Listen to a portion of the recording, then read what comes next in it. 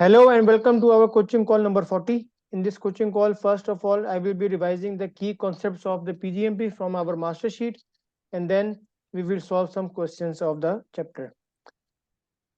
So starting with the key concepts of the complete overall PgMP, the main concept is that we have 5 domains in PgMP, which is number 1, program strategic alignment, then program benefits management, program stakeholder engagement, program governance, and program lifecycle. Principally, whatever we are doing, everything has to be overlapped with our program lifecycle. And program lifecycle actually means that we have three phases of any program, which is program definition phase, which has two subphases, which is program formulation subphase and program planning subphase. Then we have a program delivery phase, and then we have a program closure phase. Then we will see what are the activities that we are going to do in the program formulation subphase, what are the activities done in the program planning phase, what will be the main outputs or documents that we are getting in the program formulation subphase, and what are in the program planning subphase. The key point to understand from the program delivery phase is that any type of a component that will be part of my program, whether that component can be a project or can be a subsidiary program, will be initiated and closed within the program delivery phase. So whatever will be the project manager, its life is only between the program delivery phase. In the exam, whenever he will ask you any step regarding any component, there can only be in the program delivery phase. Whenever we will have to close the program delivery phase, it means that all the components have to be closed, have to be finished. Then only I can be able to make a phase gate review from my steering committee, get the approval prior to going to the program closure phase, and then once the steering committee will give me the approval, then I can go to the program closure phase, where I will continue with my program closure activities. That is very important step. Similarly, when I will be going from program definition phase to the program delivery phase, this is change of the phase. So whenever you have a change of the phase, whether it's starting any phase or closing any phase, we have to carry out a special activity which is known as phase gate review, that will be approved by the program steering committee. In the whole life cycle of the program manager is the key stakeholder who is responsible to carry out all the activities during my program life cycle. Program steering committee will be the key stakeholder who will be taking care of the approval steps, making the phase gate reviews. Periodic health checks is done once the duration of any of the phase is longer, and just to make sure that the program is on track, it is aligned with the strategic alignment, and it is giving me the value. Then we are going to do the periodic health checks. But in the periodic health checks, I am only monitoring the status of my program. I cannot make any decision, or I cannot impose any decision making steps in the program periodic health checks steps. Then in the benefits management, we saw that the key point of the benefits management was that it is the only activity which is continued even after the program lifecycle has been closed, and that is a benefit sustainment activity. So whenever he will ask you about anything which is done after the program boundary has been closed, that is only the benefit sustainment. In the benefit sustainment phase, I can initiate a new program, I can initiate a new project to address to the operational issues. In that case, whatever I will do for it, either I will make a business case, I will make a charter, I will initiate a new program, that will be done under my program closure phase. Although for that program itself will be an initiation and definition phase, but as all the questions will be asked relevant to my own program, so in that case the answer would be in my program closure phase. That's a very important concept. In the benefits identification phase, we are identifying the benefits and putting them into the benefit register. So once you have the benefit register, I will do benefit analysis and planning and benefits delivery for all the components individually. Each component will have the benefit management analysis plan and benefit delivery step. And then once the delivery is done, then I can start with the benefit transition. The more important thing to understand here is that benefit transition can be started even my program delivery phase is not yet closed. It means that it is not necessary to start the benefit transition that all the components must be closed, because that is the only condition for closing the program delivery phase. Program delivery phase can only be closed once all the components will be closed. But benefit transition can be started even one component deliver the benefits. At any moment in the delivery cycle, I can start to transit the benefits. Secondly, whenever the second component will deliver the benefits as per the milestones given in the roadmap, I can start with the benefit transition and then I can go to the benefit transition step and then subsequently the benefit sustainment step. So it means that at any phase from my roadmap, I can be able to close the component, that every milestone, only the milestone will be shown in the roadmap. If there will be a change in the benefits delivery step, or there will be a change in the pace at which the benefits are to be delivered, or there will be any updation in the benefits management plan, how and when I'm going to deliver the benefits, the only document that will be effective will be program roadmap. Why?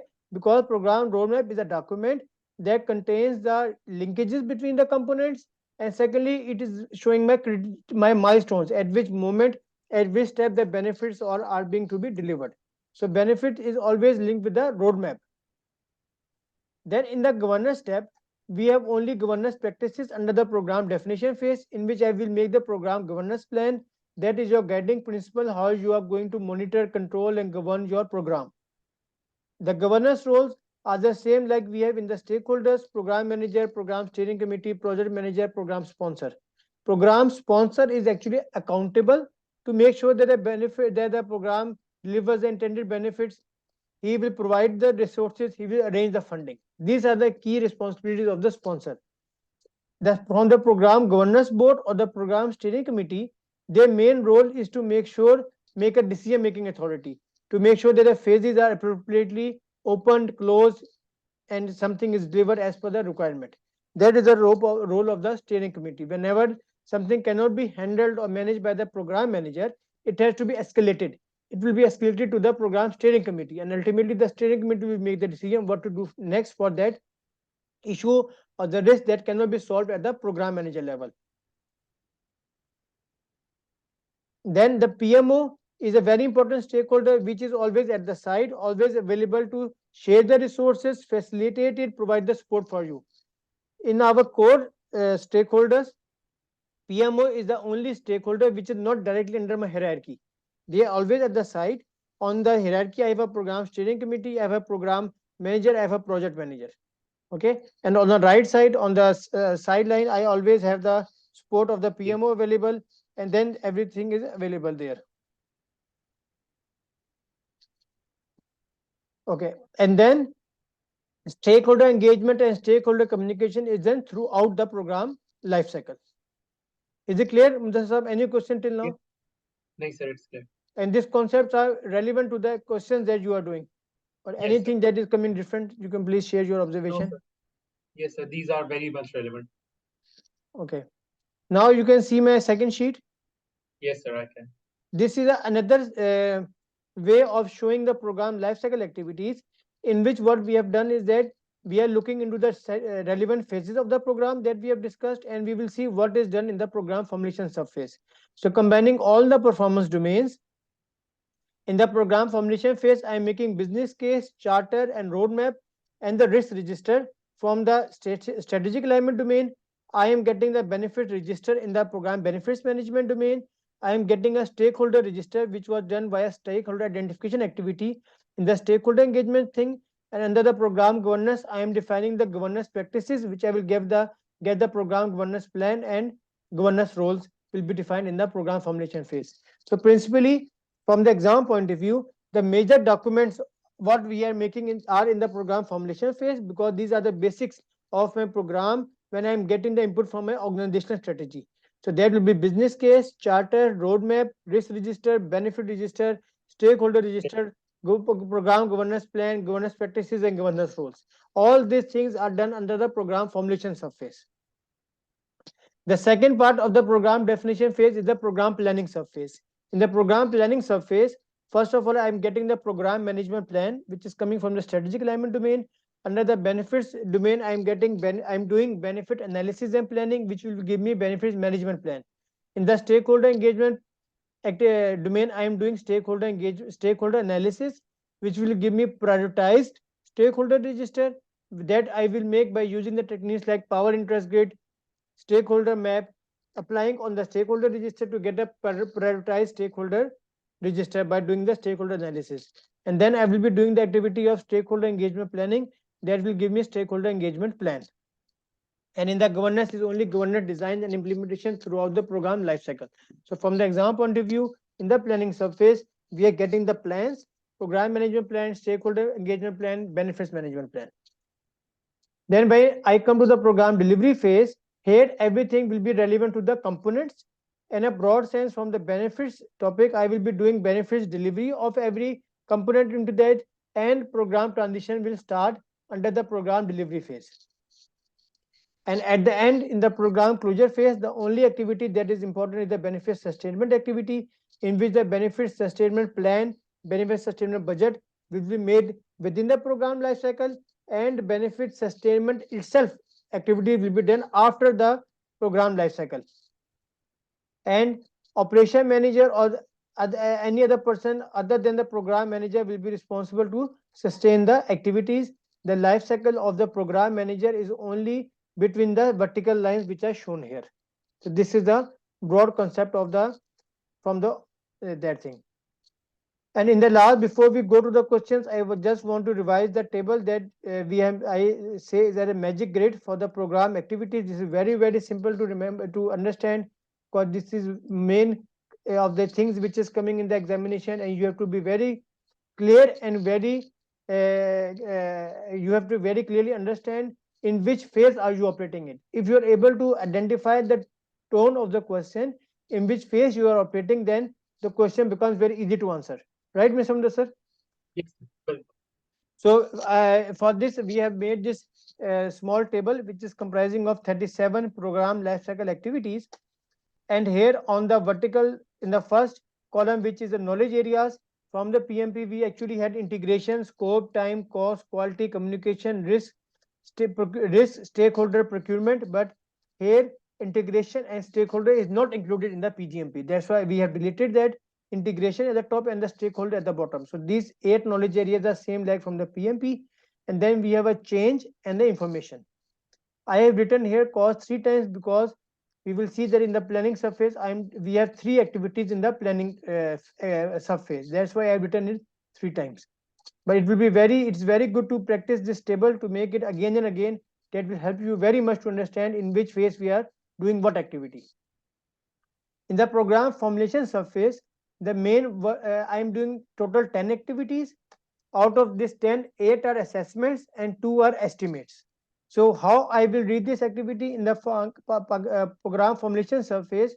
I am doing program scope assessment. I am doing program scope assessment. I am doing program schedule assessment. In the cost knowledge area, I am doing initial cost estimate in the program formulation surface. In quality, I am doing program quality assessment, program communication assessment. In the resources, I will be doing requirement estimation. In the risk, I will be doing initial risk assessment, program procurement assessment, program change assessment, program information assessment. So the point is that whenever you will get the keyword of assessment and estimations, it means you are doing in the program formulation surface. Total are 10 activities, 8 are assessments, 2 are estimations. Then we come to the program planning surface, in which we have management planning, which are total are 12 activities. Management planning are 10 activities. Cost estimate is 1 activity, and financial framework establishment is 1 activity. How I will read the activity under the scope knowledge area? The activity I am doing here is program scope management planning, program schedule management planning. In the cost, I am doing 3 activities. This is very important. Surely you will get 2 to 3 questions from this thing. We are doing cost estimates. Keep in mind, in the formulation surface, I did initial cost estimate. In the planning surface, I am doing only cost estimate. Then I make financial framework establishment, and I make financial management plan. In quality, I do quality management planning, communication management planning, resource management planning, risk management planning, procurement management planning, change management planning, information management planning. So these are total 12 activities, and 10 are coming in the management planning. So whenever he will ask you that you are doing quality management planning, in which phase are you operating or what you are doing? So you are in the program definition phase, and most specifically in the program planning surface. Is it clear? This is up. Any question? No, sir. Clear. Clear. In the program delivery phase, I will be doing again 10 activities, out of which 5 are monitoring and controlling and 5 are only management. Keep in mind, here we have management planning in the planning, and in the delivery I have only management. So in the delivery phase, actually we are doing the activities, we are executing the task. So I will be doing the monitoring and controlling that everything goes fine as per the plan that we have made in the program planning surface, and other I will be doing ensuring that everything is managed properly. So this is actually the execution phase, if we say it in a simple words. So what are the activities we are doing here is program scope, monitoring and controlling, program schedule, monitoring and controlling. In the cost, we have only one activity, which is financial management. In quality, we are doing quality assurance and quality control. Then we are doing program communication management, program resource management. Then in the risk, we are doing program risk monitoring and controlling, program procurement management, program change monitoring and controlling, program information management. So out of 10 activities, 5 are monitoring and controlling, which is scope, schedule, quality, risk, change. And the 5 are only management, in which the important is the cost, which is financial management. Then in the last, in the program closure phase, I have only 5 activities. So this is very important from the exam point of view, because he will be directly asking you the questions about these things. In the out of the 5, 2 are closure activities and 3 are transition activities. The 2 closure activities are financial closure and procurement closure. So the only thing that you have to close when you are going to close the program is only closing the finances, financial statements, making the final budget, final program reports, that will have the financial closure and the procurement closure. And 3 activities are transition, which is resource transition, risk management and transition, information archiving and transition. So it means that whenever your program will be closed, your resources, whether they are human resources, equipment, infrastructure, planning, whatever is the thing, that will be transitioned to operational requirement, or somebody who will be taking care of the program later, of the program benefit system and later on. If we have any risk remaining in my program, I cannot close it, I cannot mitigate it, I cannot avoid it. I have to hand over to the transition it to the another organization.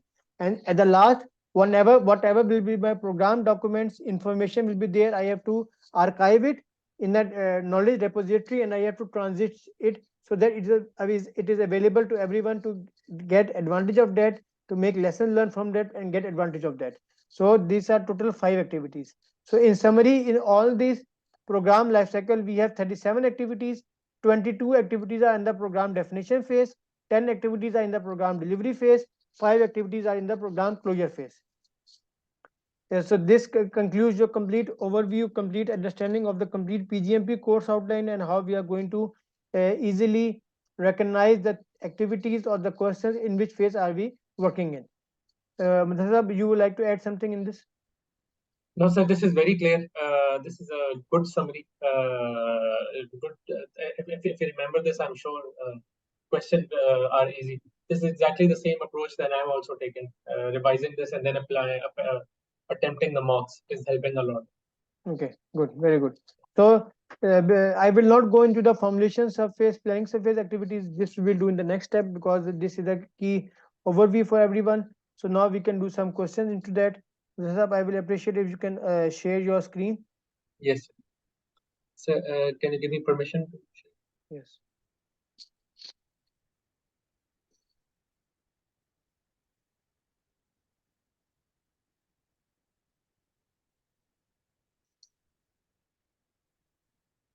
This is our first question for today.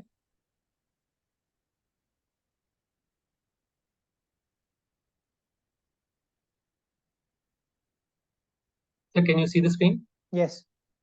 Okay. Myra, the program manager in your organization, confuses program payment schedules with the component payment schedules. How can you help her? A, the component payment schedules identifies the schedules and milestones where funding is received, but the program payment schedules indicate how and when contractors are paid. B, the program payment schedules identifies the schedule and milestones where funding is received, but component payment schedules indicate how and when contractors are paid. C, the program payment schedules are related to payments on the program level, but component payment schedules are related to payments on the component level. D, there is no difference between program payment schedules and component payment schedules. So while the correct answer is B. the program payment schedule identify the schedule and milestone where funding is received by funding organization. Component payment schedule indicate how and when contracts are paid in accordance with contract provisions. So um, I could not understand how to solve this, but to me it was clear that component payments are related to component payment Mm-hmm. schedules, and program payments are related to program payment schedule, because components have a different timeline, or they have to be closed early. Program may be stretched; their payments might be coming back late. So, but Okay. In this question is a very theoretical question. Theoretical question which is commonly directly what is given in the exam in the book. For the understanding point of view, D is eliminated. There is no difference between program payment schedule and the component payment schedule. Okay, D is eliminated. Okay. Then remaining is A, B, and C. But A and B are opposite. If you are able to identify whether it's A or B, then we can shortlist one more option. Component payment schedule identifies the schedules and milestones where funding is received. So it means funding is received at the program level. Funding cannot be received at the component level because then I am in the program delivery phase. And I have seen that for my program, I have to make a program budget in the program definition phase, right? When I'm doing the cost estimates, I'm making the budget. So in that, it means A is wrong. It means component payment schedule will not tell me where funding is received. Okay. okay, Now we come to the B. The program payment schedules identify the schedules and milestones where funding is received. Okay, makes sense. Means I have to make the budget at the program level. But the component payment schedules indicate how and when the contractors are paid. This is actually the definition what is written in the book. And what is the okay, background of this thing is that execution is done in the program delivery phase, and yes, execution actually means that you are executing your task. So the contractors will come into play only in the program delivery phase.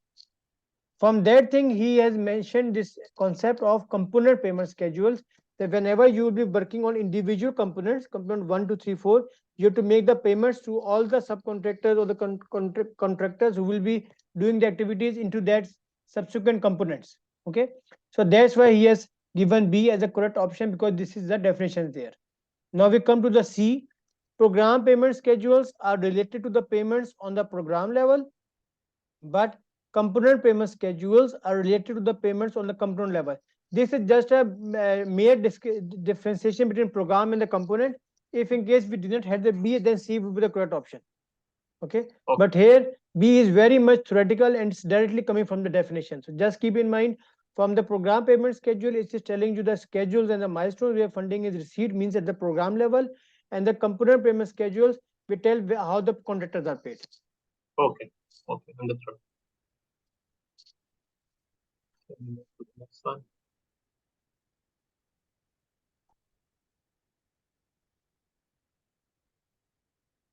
So the next question is, your program faced a hard quality audit where auditors created a long list of non-conformances that includes some quality changes. Who's responsible for implementing all the required changes? The program manager, the program management office, the program component managers, the program management team. Okay. I chose option number A because I remembered that program manager has to be responsible for everything in the program. Yes, So I right. said it has to be program manager. But the right answer is project program management team. Okay. This is a very important point that you have raised here.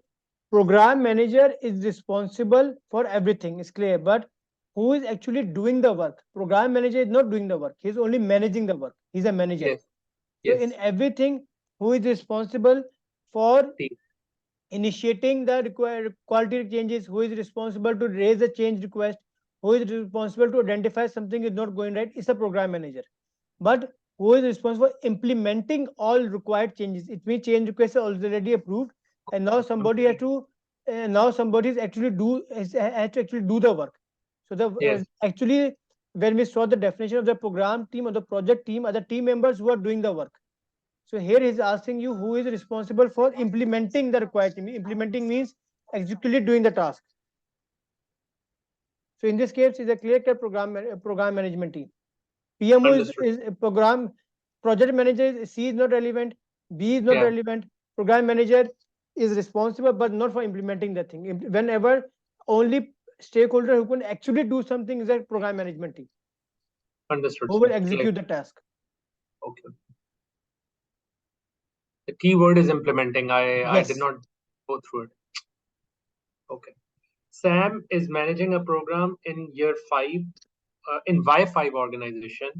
During his work in delivery phase, he started to review more details regarding program components with his team. Unfortunately, he discovered that one of the program components has more scope than planned, which will affect the integration with other two components.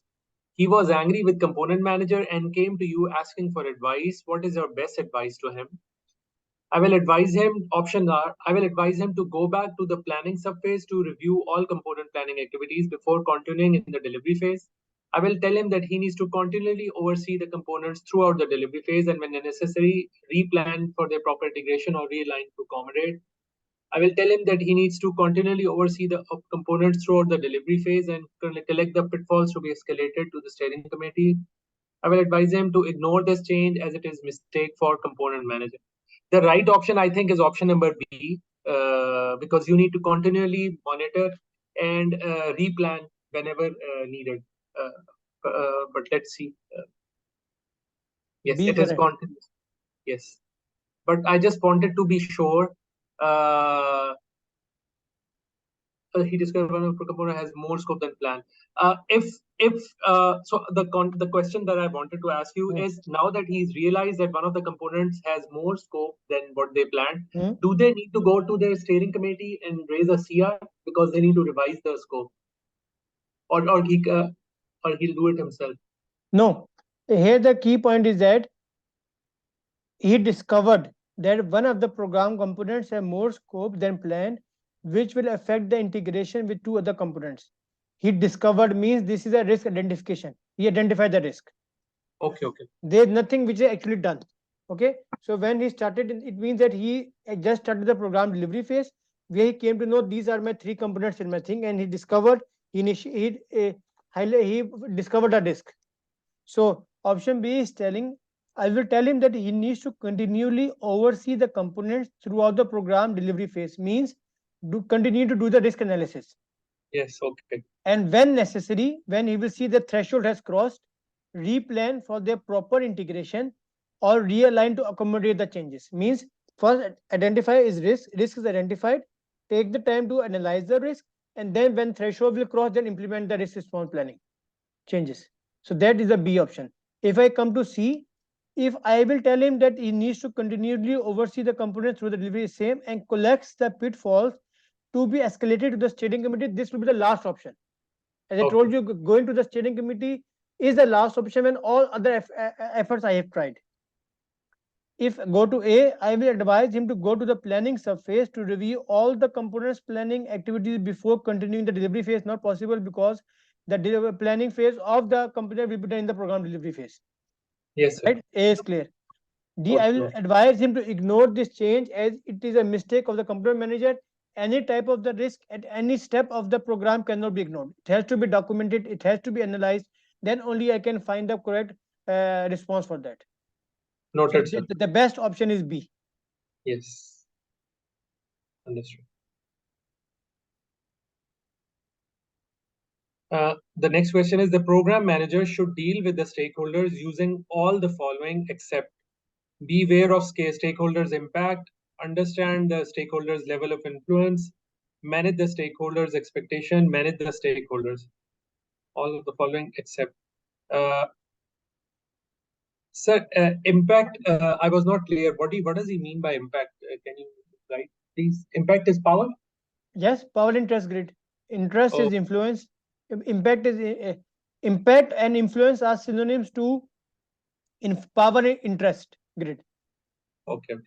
So whenever you have to manage the stakeholders or they think you have to aware of the stakeholders impact, what is their power? Influence is power and interest. Actually, impact is interest and influence is power.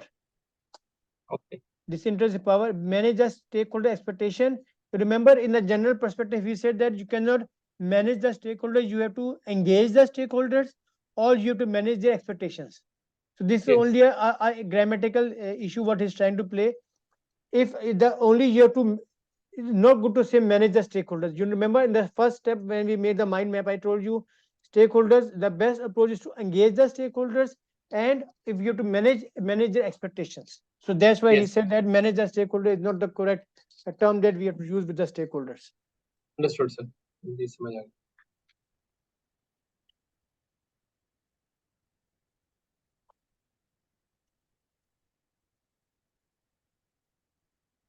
Sorry.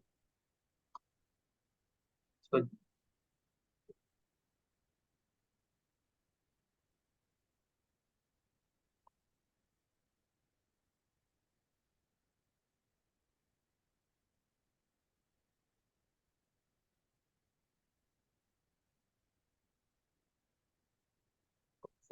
Santiago is managing an important important program in your organization.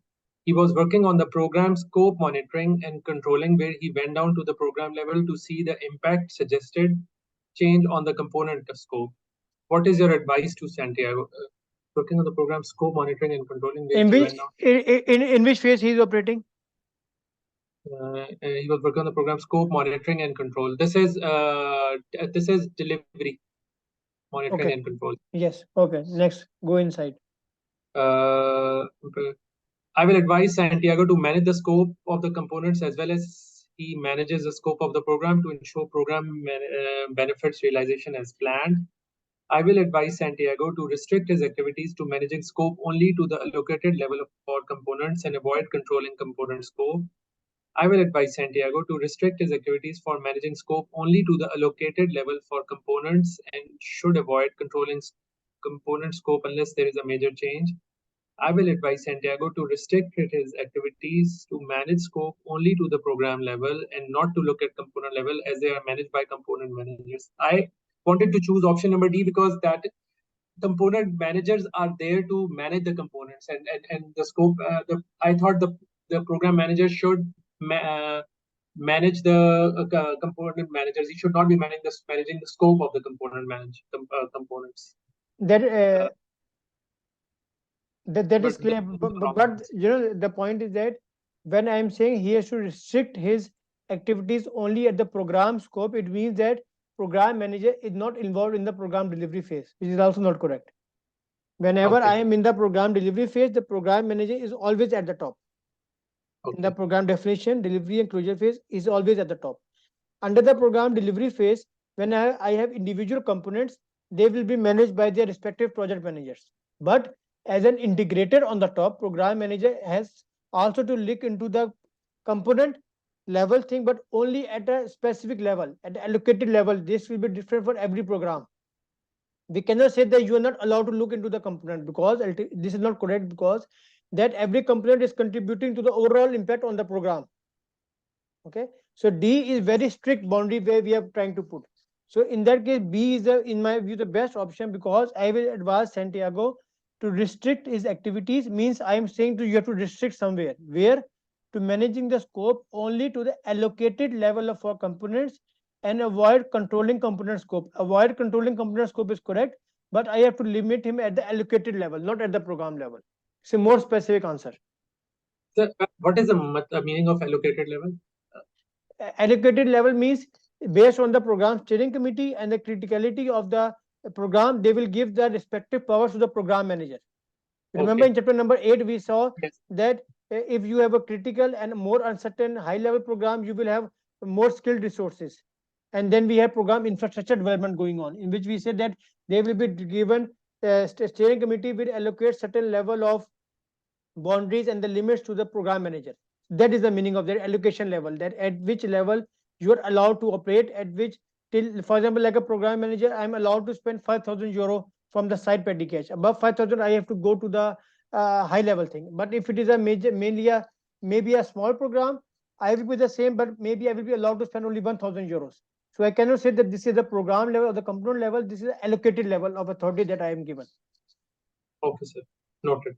So the program manager will go to the allocated level for the component, and not surely not go to the component scope. This is clear.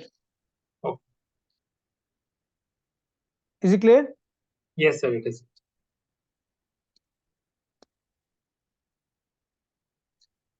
Next question is, which of the following stakeholders which of the following stakeholders aspects are important for stakeholder analysis and engagement planning? Attitudes about the program and its sponsor, relevant phases applicable to stakeholders, specific engagement, expectation of programs, benefit delivery, all of the above. So in ABC, what is not correct? First, we have to discuss only this. The option number B, relevant aspects will applicable to stakeholders, specific engagement. This actually I could not understand what this means, so I thought this is wrong. So that's why Okay. I listened. Attitude about the program and the sponsor is clear. This is a It's clear. analysis of Yes, the behavior of the stakeholders, right? yes, I'm doing the stakeholder map. Expectation yes, of program benefit delivery is also the estimation yes, of how we are going to engage the stakeholders. And yes. B is relevant phases applicable to stakeholder specific engagement. Relevant phases means at which step I have to involve the stakeholders. For example, I Okay, have to engage them in the benefit identification, also in benefit analysis, whether I have to involve them in the stakeholder engagement planning, I have to involve them in the governance plan. This is only a generalized word. The relevant okay, phases applicable at which level, at which step, which stakeholders are involved. That's the only thing. okay. Understood.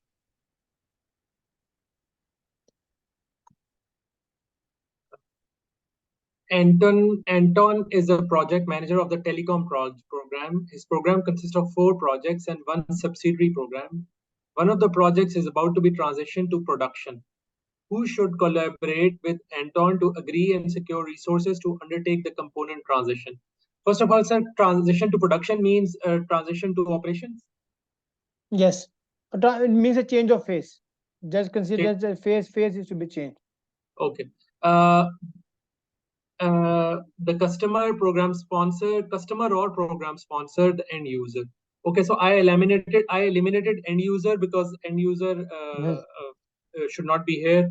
I eliminated program sponsor because he's also not going to be responsible to Mhm. collaborate and secure resources. So the only option that I thought was the customer, because I assume the program is finishing and then it will be handed over to some customer who's going to run the operations.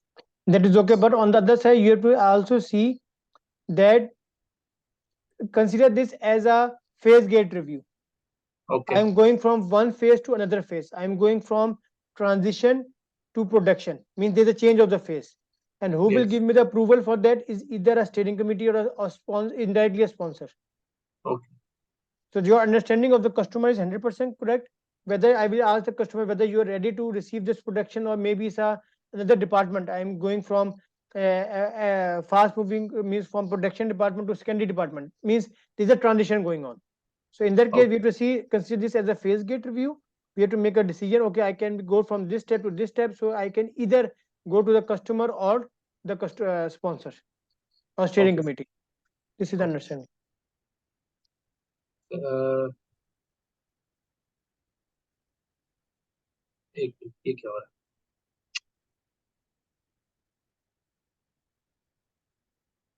Yes. Okay. Okay. The last one is uh, Anton is a program manager of the telecom program. His program consists of 4 projects and 1 subsidiary program. One of the 4 projects is about to be transitioned to production. During the project transition, there might be some updates reflected on the program roadmap. Which of the following updates may be included at this time? Updates reflect both go no go decisions, approve change requests that affect the high level milestones, approve chain requests that affect the timings of major stages scheduled throughout the program, all of the above. Okay, first of all, we are in the closing phase. This component is in the closing phase and it is about to be transitioned to operations, yani transition to production. And he's asking at this phase, in this phase, there might be some updates to the program roadmap. Which Hmm. of the following updates may be included? So in the Updates. okay, first we have to see what is component of the program roadmap. It has the major milestones. It doesn't have the Yes, activities, but it will tell to us whether something was delivered or not delivered. It's a milestone. yes, Anything that affected the milestones, if it was the pace change or anything, and yes, and any other major things. So the first yes, option is updates reflect both go, no go decision. This was my milestone. If it was achieved, it will be shown here. If it is not achieved, it will not be shown here. So this is also on the roadmap. Okay. Clear?